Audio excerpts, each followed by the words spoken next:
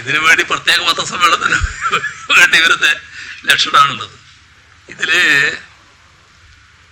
ആദ്യം നമ്മൾ കാണേണ്ടത് ഈ അധികാര സ്ഥാനത്തിരിക്കുന്നവരാരായാലും അവർക്ക് നേരെ വ്യത്യസ്തമായ രീതിയിലുള്ള ചില പ്രതിഷേധ സ്വരങ്ങൾ ഉയർന്നേക്കാം.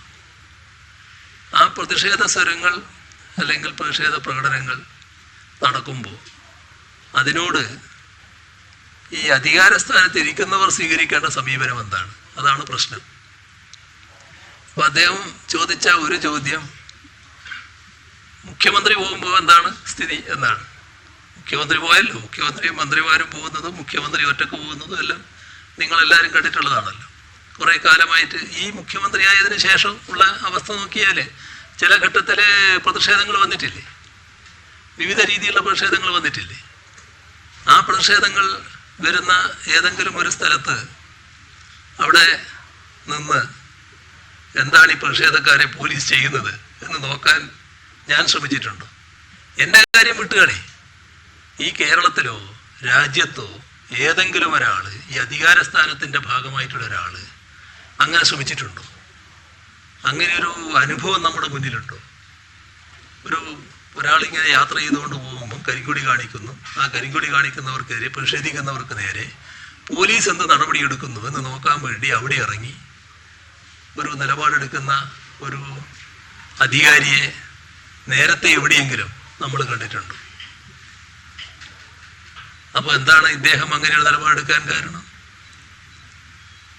അത് സാധാരണ സെക്യൂരിറ്റി നടപടികൾക്ക് തന്നെ വിരുദ്ധമായിട്ടുള്ള കാര്യമല്ലേ?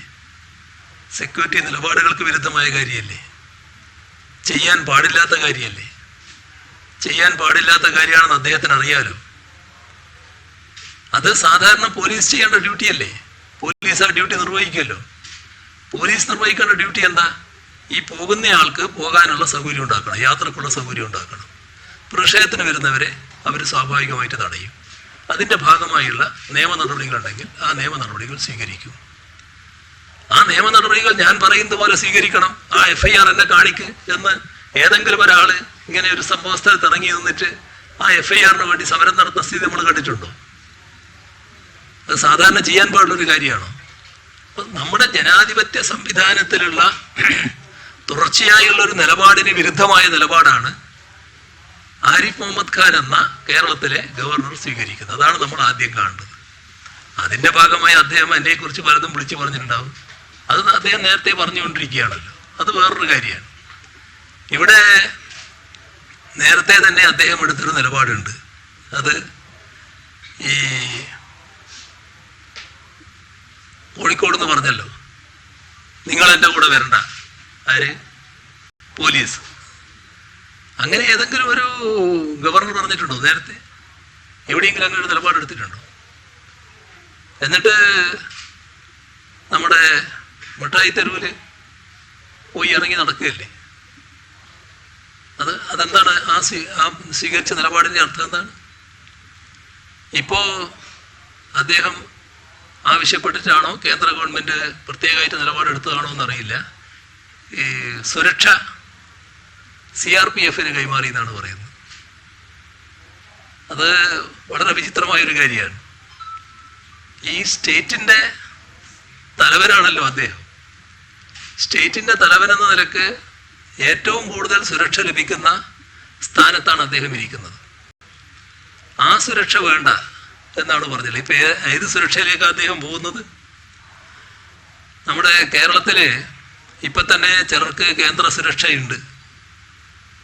അത് ഒന്ന് കൊടുങ്ങല്ലൂരിലെ സുന്ദരൻ ഗോവിന്ദൻ, ആലുവയിലെ സുജിത്ത്, ആലങ്ങാട്ടെ സുധി, ആലുവയിലെ രാമേന്ദ്രൻ, കൊടുങ്ങല്ലൂരിലെ സജീവൻ, ഇവരെല്ലാം RSS പ്രവർത്തകരാണ്.